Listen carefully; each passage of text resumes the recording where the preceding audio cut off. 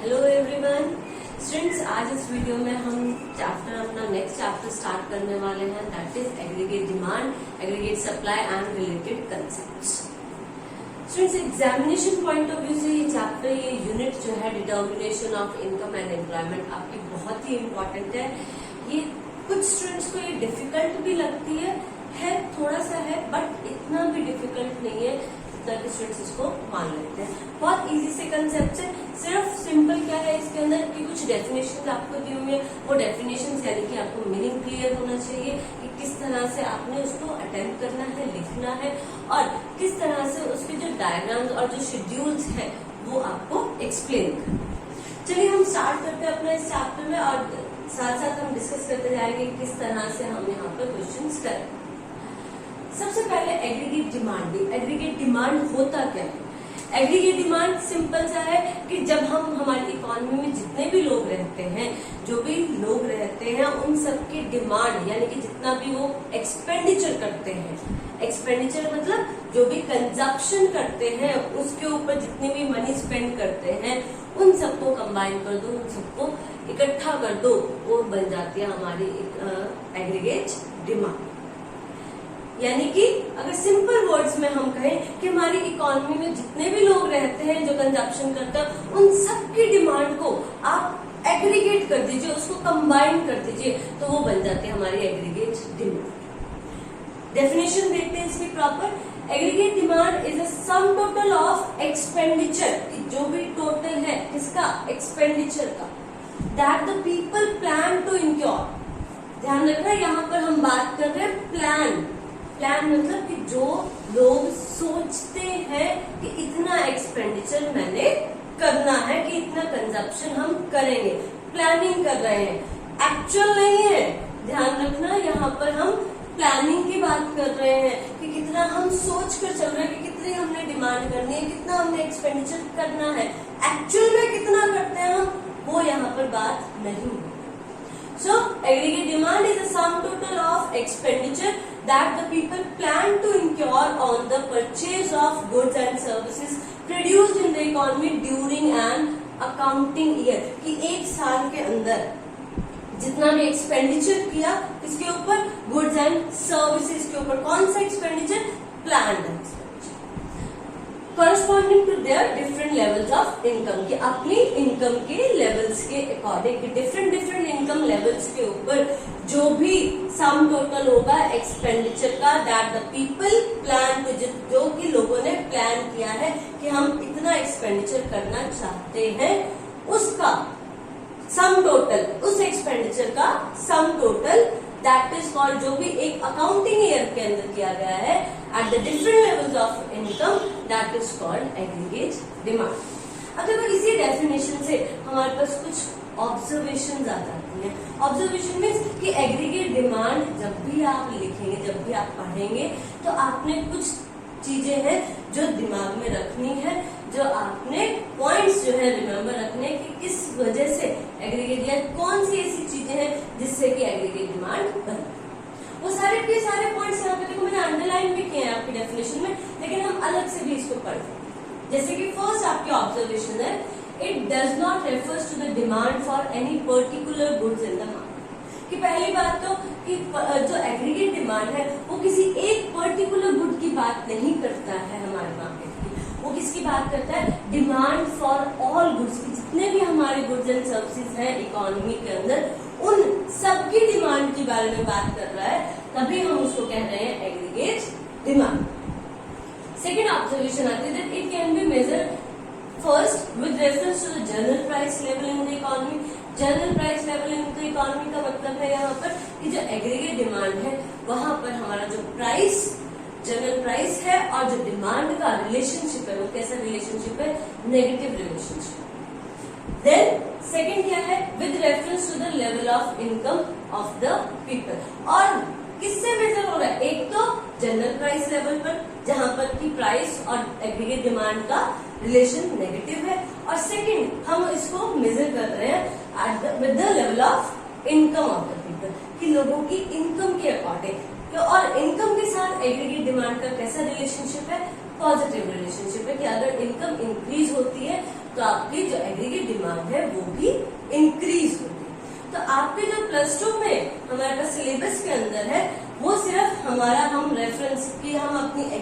Demand measure करेंगे only with reference to the level of income of the people. Third observation is that it is measure for a period of an accounting year, कि ये एक accounting year के में major होने वाला concept है, जिसको हम इसीलिए इस कंसेप्ट को हम क्या बोलते हैं, फ्लो कंसेप्ट। कैसा कंसेप्ट है ये, फ्लो कंसेप्ट।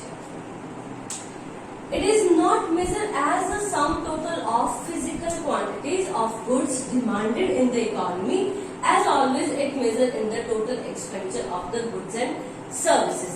यहाँ पर देखो एग्रीगेट डिमांड जो है वहाँ यहाँ एग्रीगेट डिमांड में हम फिजिकल क्वांटिटीज नहीं लेकर चलते। ये जो सम टोटल है ये फिजिकल क्वांटिटीज का नहीं है। किसका है सम टोटल, ये एक्सपेंडिचर का सम टोटल। कैसे, जैसे कि अगर इकोनॉमी के अंदर सपोज करो 10,000 पेन्स बन गए, ठीक है, 10,000 डस्टर्स बन गए, तो यहाँ पर हमने क्या किया, फिजिकल क्वांटिटीज को काउंट कर लिया। लेकिन एग्रीगेट डिमांड में हम वो 10,000 जो हमने फिजिकल क्वांटिटीज है उनको एड ऑन, उनको कैलकुलेट नहीं करना, उनका टोटल नहीं करना। कितना एक्सपेंडिचर, वो जो पेन्स जो 10,000 सपोज पेन लगाए उसके ऊपर 20,000 की एक्सपेंडिचर आया, तो हम एग्रीगेट डिमांड किससे मेजर करेंगे, जो हमारा टोटल जो 20,000 का एक्सपेंडिचर हुआ है हमारा, उसके ऊपर हम क्या करेंगे, इसको मेजर करेंगे। Fifth is it is always expressed at what people wish to spend, कि क्या कितने लोग विश करते हैं, कि कितने लोग प्लान कर रहे हैं, कितने लोग चाह रहे हैं कि मैं इतना पैसा, इतना एक्सपेंडिचर जो है, इतनी मनी जो है वो स्पेंड करना चाहता हूँ। उस कंसेप्ट को लेता है एग्रीगेट डिमांड। और what people plan to spend, कि कितना हम प्लान कर रहे हैं। यहाँ पर हम बात कर रहे हैं, देखो यहाँ पर जब डेफिनेशन मैंने बताई थी तब भी हमने क्या बात की कि यहाँ पर प्लानिंग की बात हो रही है कि ये प्लान है, एक्चुअल में कितना किया हमने एग्रीगेट डिमांड उसके बारे में बात नहीं है। तो इट इज ऑलवेज एक्सपेक्ट, कि ये हमेशा एक्सप्रेस करता है क्या, that what the people wish to spend and what they are plan to spend at different levels of income. So ये था आपकी डेफिनेशन ऑफ एग्रीगेट डिमांड। इन्हीं ऑब्जर्वेशन की बेसिस पर हम ये कह सकते हैं that aggregate demand is the sum total of expenditure that people plan to incur on the purchase of goods and services produced during an accounting year corresponding to their different levels of income. Now let's discuss about the behavior of aggregate demand.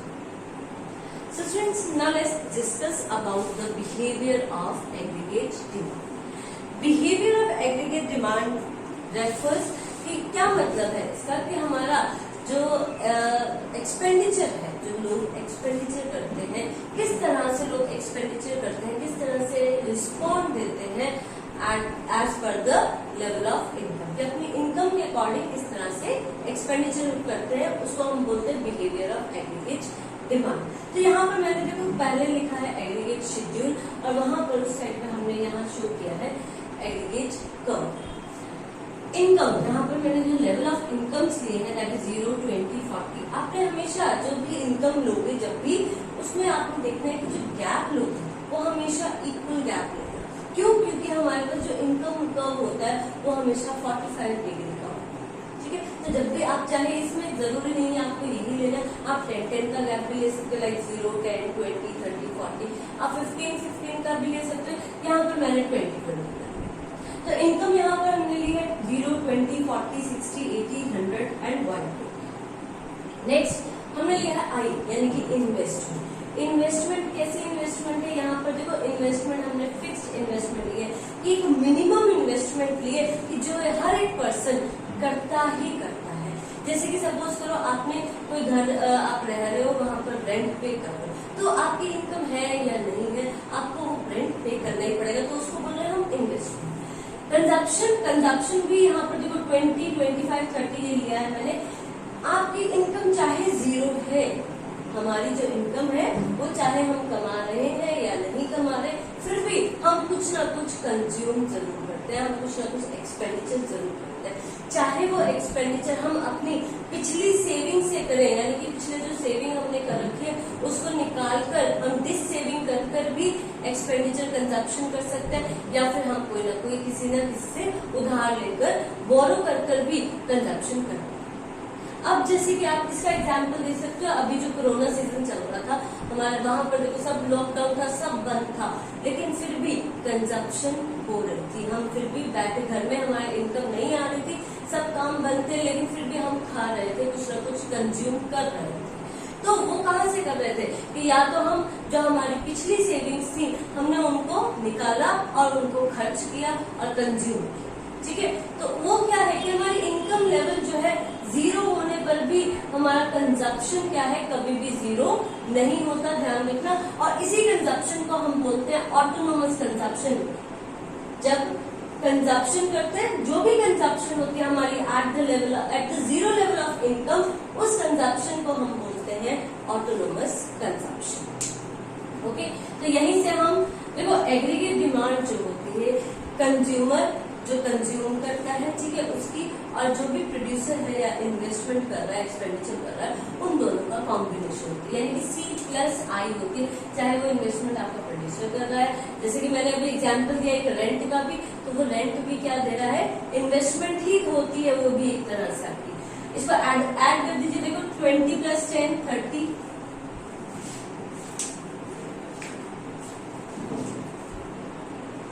25 + 10 35, 40, 45, 50, 55, 60।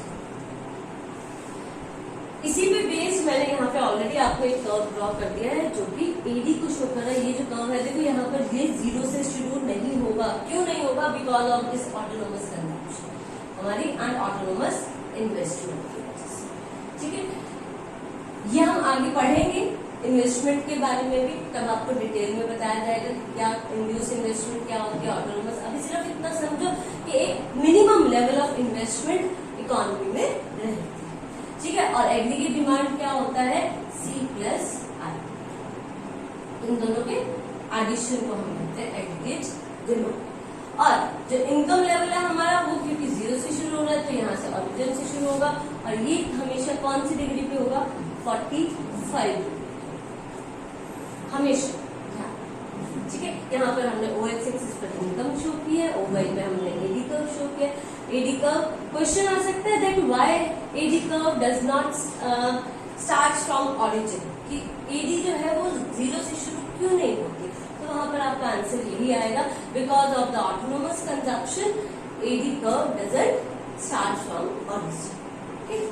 So AD curve हम किस तरह से इसको अब इन words हम कैसे explain कर सकते हैं? That AD curve showing AD corresponding to different levels of income. Y किसको रिप्रेजेंट कर रहा है? इनकम को। इन द इकोनॉमी की अलग अलग इनकम लेवल पर इकोनॉमी में जो भी एग्रीगेट डिमांड है उसको शो करता है। कौन? AD curve. It tends to slope upward. देखो ये कैसा स्लोप है? अपवर्ड स्लोप है, ऊपर की तरफ जा रहा है, यानी कि पॉजिटिव स्लोप है।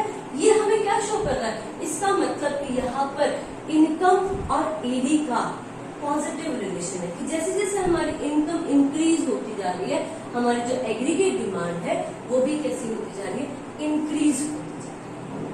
ठीक है, इसी के साथ आप अगर एग्रीगेट शेड्यूल की आपको डेफिनेशन आ जाए तो शेड्यूल में भी यहाँ पे क्या आ जाएगा? सिर्फ aggregate schedule showing aggregate demand corresponding to different levels of income in the economy. और वहां पर आप वहां पर आप और क्या एड ऑन करोगे?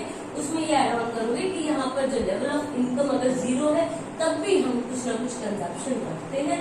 अब यहाँ पर देखो कि इस लेवल पर, ये जो लेवल है, यहाँ पर आपका एग्रीगेट डिमांड और इनकम दोनों क्या है? इक्वल है, यानी कि ये वाला जिसको हम P से रिप्रेजेंट करते हैं।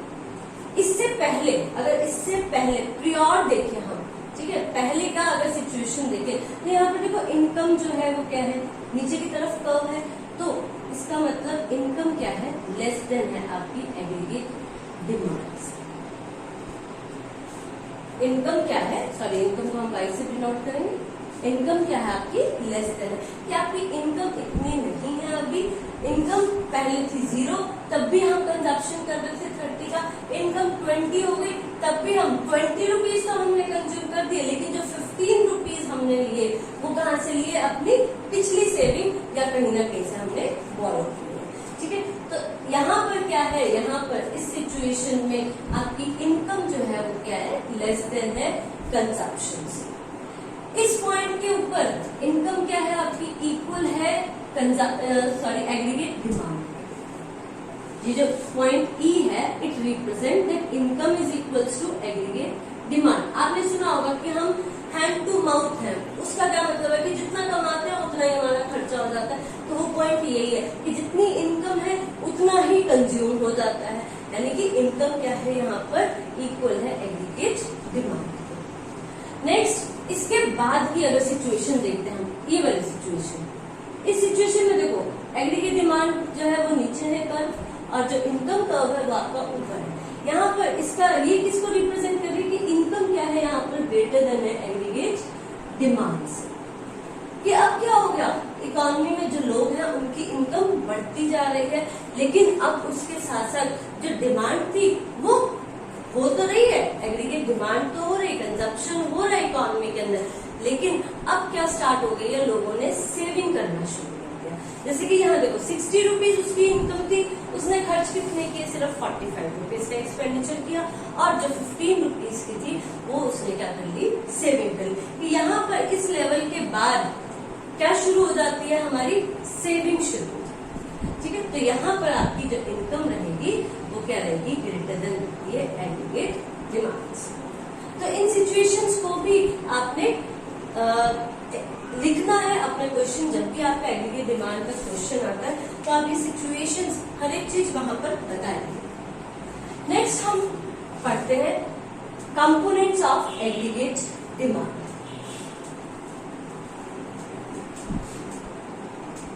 ये था आपका बिहेवियर ऑफ एग्रीगेट डिमांड, जिसके अंदर हमने पढ़ा एग्रीगेट शेड्यूल के बारे में, एग्रीगेट डिमांड के बारे में, कि किस तरह से आपका जो एग्रीगेट डिमांड है वो डिफरेंट इनकम लेवल्स के ऊपर किस तरह से बिहेव करता है, वो हमने पढ़ा बिहेवियर ऑफ एग्रीगेट डिमांड। तो let's see the components of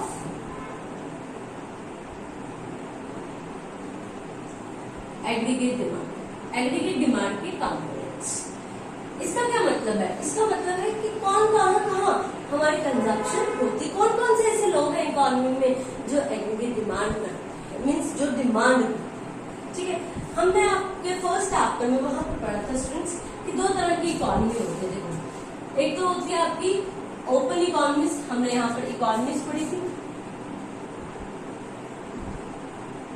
तो हम अपनी एग्रीगेट डिमांड की दो इकोनॉमीज, जो हमारी दो तरह की इकोनॉमीज होती है, कौन सी?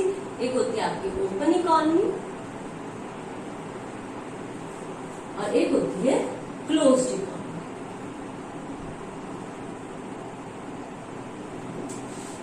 इन दोनों में ही किस तरह से डिमांड, कौन कौन से ऐसे लोग हैं जो डिमांड करते हैं, वो दोनों पढ़ेंगे हम, दोनों इकोनॉमीज के। तो पहले हम बात करते हैं क्लोज्ड इकोनॉमी।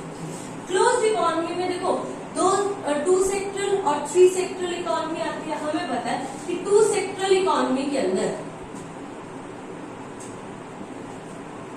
इकोनॉमी में 2 सेक्टर्स आते हैं हमारे, कौन कौन से? एक तो हाउस होल्ड जो कि कंजप्शन करता है, जिसको हम सी से रिप्रेजेंट कर रहे हैं, और सी का यहाँ पे मतलब है जो भी कंजप्शन एक हाउस होल्ड के द्वारा किया जाता है या हाउस होल्ड करता है उसको हम बोलते हैं कंजप्शन।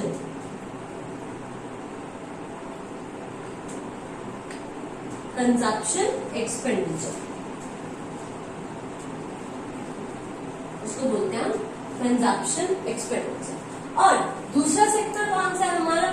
जो एक प्रोड्यूसर करता है, और जो प्रोड्यूसर एक्सपेंडिचर करता है वहां पर भी मैंने आपको बताया था कि इसको इन्वेस्टमेंट एक्सपेंडिचर बोलते हैं। क्यों बोलते हैं वो भी बताया था कि क्योंकि प्रोड्यूसर क्या करता है, जब भी एक्सपेंडिचर करेगा, जो भी खर्चा करेगा, वो किस पॉइंट ऑफ व्यू से? अपना प्रॉफिट जनरेट करने के पॉइंट ऑफ व्यू से करेगा। और इन्वेस्टमेंट क्या होता है कि जब भी कोई चीज हम जिस भी चीज के ऊपर खर्चा करते हैं, एक्सपेंडिचर करते हैं, किस लिए? For the purpose of earning, कि ताकि हमें वहां से कुछ रिटर्न्स मिले, हमारी अर्निंग हो सके, इसलिए उसको इन्वेस्टमेंट बोलते हैं। तो जो भी एक्सपेंडिचर प्रोड्यूसर करता है उसको बोलते हैं हम investment expenditure. Investment expenditure, okay. तो ये दोनों का कॉम्बिनेशन मिलाकर कि जो भी एक हाउस होल्ड जो एक्सपेंडिचर करता है वो प्लस में प्रोड्यूसर जो भी एक्सपेंडिचर कर रहा है, उन दोनों को एड ऑन करके हमारी क्या निकल के आ जाती है? Aggregate demand.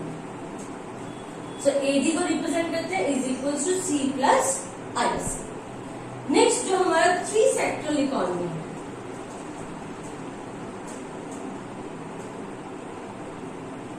या हम इसको कई बार 3 सेक्टर इकोनॉमी भी बोल देते हैं, 2 सेक्टर इकोनॉमी भी बोल देते हैं। वहां पर हमारा जो 3rd सेक्टर आता है, तो ये तो आते ही आते हैं एग्रीगेट डिमांड, यानी कि इन दोनों का कॉम्बिनेशन तो है ही, साथ में एक जो 3rd सेक्टर आता है वो आता है हमारा गवर्नमेंट जी। और गवर्नमेंट दोनों ही तरह का कंजप्शन एक्सपेंडिचर करती है, कंजप्शन एक्सपेंडिचर भी और इन्वेस्टमेंट एक्सपेंडिचर भी, both consumption expenditure and investment expenditure। देखो कंजप्शन एक्सपेंडिचर कैसे कर रही है कि वो जो कंज्यूम कर रही है, अब सपोज करो कहीं पर गवर्नमेंट ने राशन जो है वो डिस्ट्रीब्यूट करवा दिया, तो वो क्या हुआ? कंजप्शन एक्सपेंडिचर, ठीक है। और वहीं अगर गवर्नमेंट हमारी रोड्स बना के दे रही है, ब्रिज बना रही है, डैम्स बना रही है, तो वहां क्या कर रही है? वहां पर उससे इनकम जनरेट हो रहा है, तो वहां पर उसकी कौन सा एक्सपेंडिचर होगा? Investment expenditure. तो दोनों ही तरह के गवर्नमेंट के दोनों ही एक्सपेंडिचर हम इसमें एग्रीगेट डिमांड में इंक्लूड करेंगे। सो 3 सेक्टर इकोनॉमी में कौन कौन से कंपोनेंट्स आ गए? Consumption expenditure, investment expenditure and government expenditure. Next आता है हमारे पास 4th, जो हम ये तो थी दोनों बात हमारी क्लोज इकोनॉमी में, ठीक है। अब नेक्स्ट आता है आपका 4th सेक्टर इकोनॉमी, जिसकी हम बात करते हैं। कौन सी इकोनॉमी है वो? Open economy. ओपन इकोनॉमी में आता है आपका 4th sector economy, 4th sector. अब 4th सेक्टर जो रेस्ट ऑफ द वर्ल्ड है, अगर हम पूरे वर्ल्ड के साथ हम डील करते हैं तब उसको बोलते हैं ओपन इकोनॉमी। वहां पर एग्रीगेट डिमांड क्या इक्वेशन बनेगी आपकी? सी की जो भी कंजप्शन एक्सपेंडिचर है same, investment expenditure plus government expenditure plus net exports, इसको बोलते हैं हम नेट एक्सपोर्ट्स। अब देखो यहाँ पर नेट एक्सपोर्ट्स लिए जाते हैं। नेट एक्सपोर्ट्स का मतलब है कि हम जो भी हमारे जो डोमेस्टिक गुड्स और सर्विसेज हैं उनको उनकी कितनी डिमांड है, ठीक है। और इम्पोर्ट्स यहाँ पर हमने क्यों सब्ट्रैक्ट किया? क्योंकि देखो इम्पोर्ट के अंदर हम क्या करते हैं? हम बाहर की जो कंट्री है उनके गुड्स एंड सर्विसेज की डिमांड करते हैं, लेकिन यहाँ पर हम एग्रीगेट डिमांड में अपना पढ़ रहे हैं कि हमारे जो डोमेस्टिक इकोनॉमी के जो हमारे प्रोडक्ट्स है, डोमेस्टिक प्रोडक्ट्स हैं, उनकी कितनी डिमांड हो रही है। इसीलिए इसी वजह से यहाँ पर क्या लिया जाता है? नेट एक्सपोर्ट्स लिए जाते हैं। एक्सपोर्ट्स में से माइनस कर दीजिए इम्पोर्ट्स, उनको इंक्लूड करेंगे हम यहाँ, ठीक है। तो यहाँ पर component of aggregate demand 4th sector economy में क्या रहेगा? Consumption expenditure, investment expenditure, government expenditure and net exports. Clear? So ये था हमारा about aggregate demand. Now let's discuss about the aggregate supply. Now let's see the aggregate supply. Students, aggregate supply क्या है? Aggregate supply का मतलब कि जो भी हमारे यहाँ इकोनॉमी में जितने भी प्रोड्यूसर्स हैं वो क्या प्लान करते हैं। देखो एग्रीगेट डिमांड और एग्रीगेट सप्लाई, पहली बार ये दोनों कंसेप्ट कैसे हैं? प्लान कंसेप्ट है कि यहाँ पर हम अपनी एक्स एंड सप्लाई और एक्स एंड डिमांड की बात करें, यानी कि जो हम प्लान करते हैं, ठीक है। यहाँ पर हम एक्चुअल की बात बिल्कुल भी नहीं करेंगे, यानी कि एक्सपोज्ड की बात नहीं करेंगे। वो हम डिटेल में आगे समझेंगे कि एक्स एंड डिमांड और एक्स एंड सप्लाई होता क्या है, एक्सपोज्ड डिमांड एक्सपोज्ड सप्लाई क्या होता है। सिंपल इतना सा समझ लो कि एक्स एंड मैं उसको बोल रही हूँ जो कि प्लान है, और यहाँ पर हम जो एग्रीगेट सप्लाई और एग्रीगेट डिमांड का कंसेप्ट है वो प्लान कंसेप्ट है कि जो प्रोड्यूसर, अगर सप्लाई की बात करेंगे तो हम प्रोड्यूसर क्या प्लान कर रहा है प्रोड्यूस करने के लिए एक अकाउंटिंग ईयर के अंदर, और अगर कंज्यूमर की बात करें तो एग्रीगेट डिमांड जो वो प्लान करता है। ठीक है, तो एक ऑफिशियल डेफिनेशन देखते हैं हम एग्रीगेट सप्लाई की। It refers to flow of goods, कि जो भी फ्लो ऑफ गुड्स है हमारी इकोनॉमी में as planned by the producer, जितने भी प्रोड्यूसर्स हैं हमारी इकोनॉमी में वो कितनी सप्लाई, कितना फ्लो ऑफ गुड्स प्लान करते हैं प्रोडक्शन करने के लिए, उसका सम टोटल कहलाता है आपका aggregate supply. It refers to flow of goods and services as planned by the producers during an accounting year, की एक साल के अंदर। It is identical with the flow of income during an accounting. इसको समझते हैं कैसे कि देखो production of goods and services से क्या मतलब है, इट इम्प्लाइज कि हमारे यहाँ पे क्या हो रहा है, वैल्यू एडिशन। वैल्यू एडिशन होता है कि जब भी प्रोड्यूसर कोई ना कोई प्रोडक्ट्स या जो भी सर्विसेज प्रोड्यूस कर रहा है उसको जब सेल करेगा तो वहां पर वो अपनी उसमें प्रोडक्ट की जो प्राइस है उसमें वैल्यू एडिशन करेगा, कुछ ना कुछ एड ऑन करेगा, प्रॉफिट है वो एड ऑन करेगा, जिससे कि वो प्रॉफिट क्या हो जाएगा, कन्वर्ट, उस प्रॉफिट को हम क्या कहेंगे कि वैल्यू एडिशन, जो कि उससे इनकम जनरेशन, यानी कि वैल्यू एडिशन और इनकम जनरेशन दोनों ही आइडेंटिकल कंसेप्ट, कि वैल्यू जितनी उसने एड ऑन की, जितना प्रॉफिट उसने अपनी एमआरपी लगाया अपनी प्रोडक्ट के प्राइस के अंदर, वही उसकी क्या हो गई, इनकम जनरेशन। इसी वजह से हम क्या कहते हैं कि जो हमारा एग्रीगेट सप्लाई है, जितना भी हमने प्रोडक्शन किया है, जो वैल्यू एडिशन किया है, वो क्या है, इनकम जनरेशन है। तो इनकम और एग्रीगेट सप्लाई दोनों ही हमारी आइडेंटिकल कंसेप्ट्स हैं, यानी कि दोनों ही, मैं चाहे इनकम यहाँ पर लिख सकती हूँ मैं कि aggregate supply is equals to income, या जीडीपी भी हम इसको बोलते हैं। ठीक है, so it is identical with the flow of income की। ये क्या है, आइडेंटिकल है, किसके आइडेंटिकल है, फ्लो ऑफ इनकम के during an accounting year. Next, अब इससे रिलेटेड हम कुछ ऑब्जर्वेशंस पढ़ते हैं कि ये आइडेंटिकल क्यों है, कि ये क्या शो करता है, जो ये आइडेंटिकल है aggregate supply equals to income, हम ये क्या रिप्रेजेंट कर रहा है, क्या शो कर रहा है। It shows that the producer in the economy are ready to supply all that they wish to produce. इसका मतलब है कि जो प्रोड्यूसर है इकोनॉमी में, जितने प्रोड्यूसर्स हैं, they are ready to supply, है कि अपने वो सप्लाई करने के लिए रेडी है। कौन सी सप्लाई करने के लिए, जो भी उन्होंने प्रोड्यूस किया, जो भी वो प्रोड्यूस करना चाहते हैं, किया नहीं, जो प्रोड्यूस करना चाहते हैं, विश टू प्रोड्यूस, उसकी सप्लाई करने के लिए ready. Why they are ready, question आता है that why do producer wish to supply all that they wish to produce, कि क्यों एक प्रोड्यूसर जो है वो सप्लाई का यहाँ पे मतलब है सेल से, क्यों वो सारा का सारा जितना भी उसने सोचा कि मैं जितना भी प्रोडक्शन करूंगा उसको सारे के सारे प्रोडक्शन को सेल आउट करूंगा, ऐसा क्यों सोचता है, ऐसा इसलिए सोचता है because there is excess capacity in the economy, कि इकोनॉमी में कैसी सिचुएशन है, एक्सेस कैपेसिटी की सिचुएशन है, कि whenever there is a rise in the demand, जो भी यहाँ पर एग्रीगेट डिमांड में इंक्रीज होगा तो प्रोड्यूसर भी क्या करेगा, अपनी एग्रीगेट सप्लाई जो है उसको इंक्रीज करेगा। ठीक है, अब हम ऐसा क्यों मान के चलते हैं कि यहाँ पर एक्सेस कैपेसिटी ही रहती है इकोनॉमी में,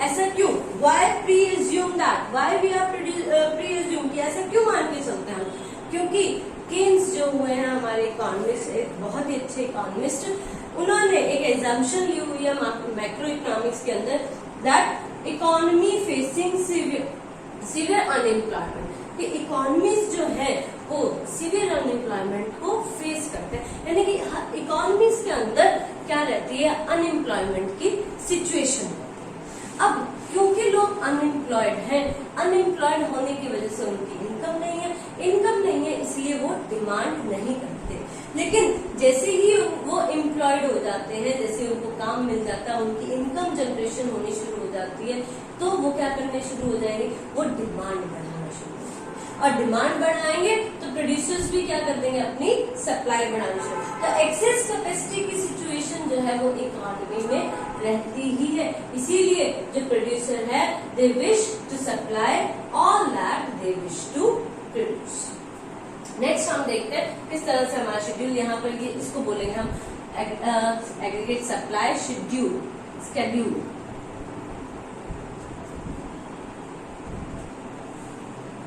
यहाँ पर देखो इनकम को रिप्रेजेंट किया है, क्योंकि ये दोनों ही आइडेंटिकल है, तो जितनी हमारी इनकम होगी उतना ही एग्रीगेट सप्लाई। तो 0 है तो 0, 20, 20, 40, 40, 60, 60 एंड सो ऑन। तो इसको किस तरह से रिप्रेजेंट करेंगे हम, ओ एक्स एक्सिस पर हमारी वही इनकम, ओ वाई पर हमारा एएस कर्व। अब देखो यहाँ पर इनकम और एग्रीगेट सप्लाई दोनों ही कर्व एक ही होंगे, क्यों, बिकॉज दे आर आइडेंटिकल। और ये कितने एंगल पर हो गए, ये हमारा 45 हो। Okay, so that's all for today, thank you. अगर आपको अच्छा लगा हो, ठीक है, तो इसको जरूर शेयर कीजिए, ताकि और जितने भी आपके फ्रेंड्स हैं, आपके सर्कल में स्टूडेंट्स हैं, उनको भी नॉलेज मिल सके। Okay, thank you and have a nice day.